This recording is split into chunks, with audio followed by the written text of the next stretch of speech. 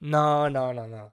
James Harden is a Cleveland Cavalier, and I need to talk about it right now. I just got the notification saying that, or Shams just posted that James Harden was traded for Darius Garland and a second round pick. This is crazy because even though I did expect this happening because of all the rumors and everything that's been posted online about James Harden and the Clippers talking about the trade to Cleveland and Cleveland being the first and main team looking to trade for James Harden, it just blows my mind completely because Darius Garland has played 26 games in this NBA season because he's dealt with a bunch of injuries, including the turf toe.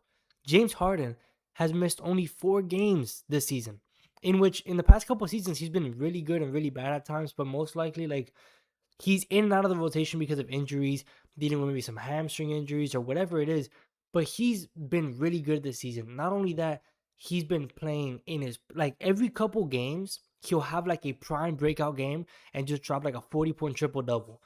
And right now, what everybody was expecting with the Cleveland Cavaliers was to trade away Darius Garland and look for a new suitor and also trade away Jared Allen, Evan Mobley. I don't know if that's still the case, but what I do know is James Harden raises their ceiling a lot. In the playoffs, we know James Harden can be a playoff choker. He'll have a really good game and then he'll drop like 7 points in a game 7. And that's not the side that you want. But the problem is that Darius Garland and Donovan Mitchell defensively have been an issue. But offensively, while they've had their moments, with DG being out of the rotation because of the injuries, it makes that much more sense to get James Harden in this. I'm not going to say low risk, high reward scenario because you are just risking your future a lot because James Harden is at the ripe old age of 36 years old. But he does have prime, like in his, he'll play games and he'll have prime numbers out there. And when you pair that up, when you look at the whole school, like roster, Evan Mobley is the guy who I'm most worried about. But Donovan Mitchell, you know he can drop 30 every given night. Jared Allen, he just had a great game the other night, like offensively, but defensively, you know he's always there. So having this full-on team around James Harden makes me feel very confident in this squad.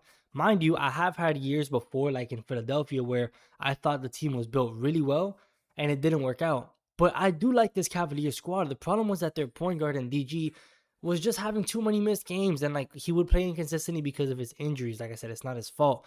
But this is such a big move because now the Cleveland Cavaliers have an even better chance this season. I do think that their ceiling, I mean that their floor is somewhat at the same as what it was before, just because of the fact that with DG missing so many games, it's pretty similar to like even if James Harden just starts missing a lot of games, unless he just like his usage rates goes up a lot and he just starts missing a lot. But I don't see that happening. Their ceiling just gets that much higher. They can take over the East. I don't think they'll be better than the Pistons, but like they can be the second and by a heavy favorite in the power rankings because of how good they can be if James Harden can mesh well with this team. We're talking about a midseason trade in an already like organized squad. This Cavaliers squad has a good record. It's not that they have a bad record. They've just been underperforming for the team that they were last season. So when you're getting traded into this Cavalier squad with a full system built around it, and you're still waiting for Evan Mobley to take a leap that everybody knows is probably not going to happen anymore.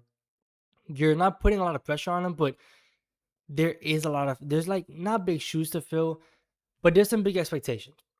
Now, when it comes over to the Clippers side, that's a whole different story. Now for the Clippers, DG as your guy now with Kawhi, because Kawhi's been hooping recently, like really, really well. And now you have DG there for the future because the problem is that you know you're not going to win now. Kawhi is doing really good, but he's only going to be good for like an extra season or two. Max. DG is still young. He has that chance and the opportunity to continue to grow as a player. Of course, with the injuries that I've talked about 5 times this video, it is hard to come back with certain injuries, but they have to treat it well. But it does give them a point guard or at least a player that's at a decent age to continue to build forward post Kawhi and post this whole era of the Clippers win now. So it's just it's so this is like just my what's going on in my head right now. I'll make another video soon, like probably tomorrow, about what I really think about it after I sit down and really evaluate what they're gonna be good at and bad at. More for the Cavaliers because the Clippers is iffy. I don't have any expectations for them right now. My main focus is the Cavaliers, where they sit, how they're gonna do defensively because that's still gonna be an issue no matter what happens. But offensively, we need to see how they can run it. They have a good pick and roll duo. They can do it with James Harden and Jared Allen. They could do it with Evan Mobley and James Harden. It doesn't matter who it is.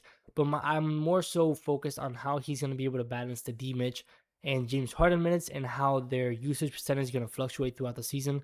Who's going to be the more on-ball creator? Who's going to be the more scorer first option?